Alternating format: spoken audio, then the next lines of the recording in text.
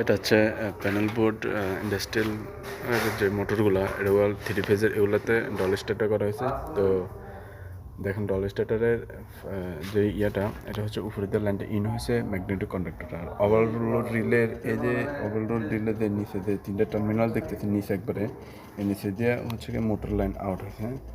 আর হচ্ছে গিয়ে এই দুটা এটা হচ্ছে গিয়ে যেমন এই অক্সিলারি যে A1 টার্মিনালে থেকে A1 টার্মিনাল থেকে এই যে ওভারলোড রিলে আছে ওভারলোড রিলের যে 96 NC মানে নর্মাল ক্লোজে এটা এখানে কানেকশন হয়েছে। আর